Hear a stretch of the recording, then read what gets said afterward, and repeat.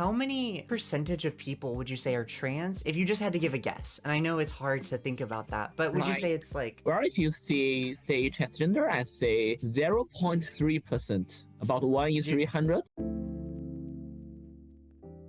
Oh, actually, for the parent signing off cards, it actually varies from hospital to hospital. Some hospital have Really? an age of 35 as cutoff. Some hospital have 30. Some hospital, they just based on your social economic status. They think you are rich enough to afford your transition. They will just omit the parent part entirely. So is that part of the reason for requiring parental support? It's more of a financial or economic aspect? Yeah, because many parents are conservative. They abandon their child if they find out their children are trans. So if I'm still in college and my parents just cut off the money, then my life is gonna not want to help you. Yeah, and some conservative parents even send threats to transgender specialists in hospitals that they threat, we're gonna kill you, things like that. Really? Yes. That's very serious. So like being a transgender specialist in China is very dangerous. They face threats from conservative parents, from anti-trans activists, and also their workload is very big because there are only a few hospitals that offer transgender care in China, but there are many transgender people. The workload for every doctor is huge. One question I have is, it sounds like a lot of the older people are not very supportive, but I'm curious, legally, does your government support trans people? Does your government not support trans people? Or is it like everybody can be free to do what they want and they don't really have a position on it? Does that make sense? Well, actually, I'd say the government is largely neutral.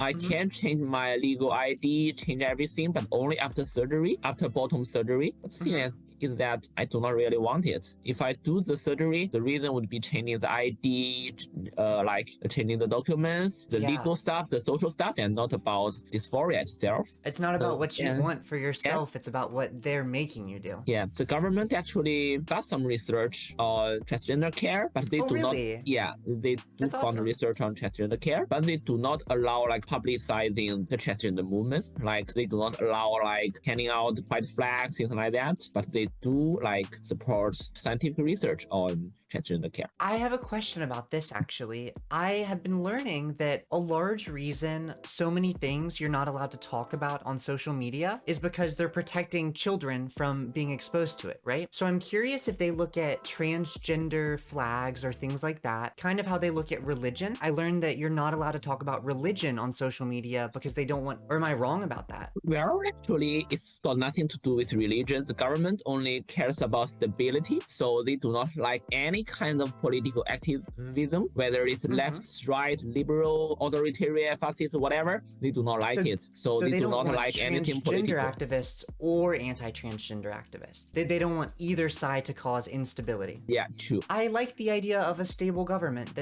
I like that idea. I'm curious about your social life as a transgender person. You said there are a lot of transgender people. Are there like maybe areas of cities that are mostly LGBT people where they live together, or would you say it's kind of everybody lives everywhere? Well, it's actually like everybody lives everywhere. There's no specific area for transgender or gay people, things like that. And actually, I do not have much of a social life at all because lab work, oh my goodness. Yeah, you're so busy. I do not have the time. You mentioned you do go to a university which has a lot more progressive people. How many percentage of people would you say are trans if you just had to give a guess? And I know it's hard to think about that, but would you say it's like... Well, if you say transgender, I say 0.3%. About 1 in 300. In China, it's about 1 in 300? Like in my university, but in China, I'd say 1 in a few thousand, whatever, because a lot of trans people fail to realize they are trans. They just identify as cross-dressers, as femboys, things like that. They fail to realize their identity. That's a question I had as well.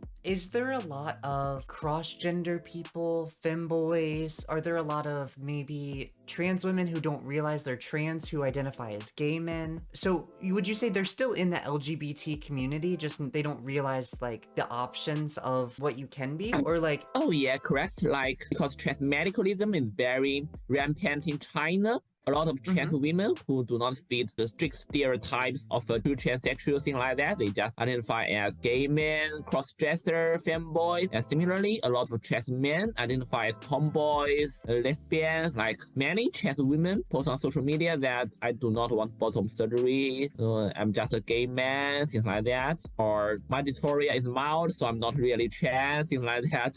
Yeah, that's really interesting hearing how the culture kind of plays out over there. I wonder if we'll start to see a lot of similar aspects to our culture in America with the incoming leadership structure. Is that, I'll leave it there. What about general LGBT acceptance in China?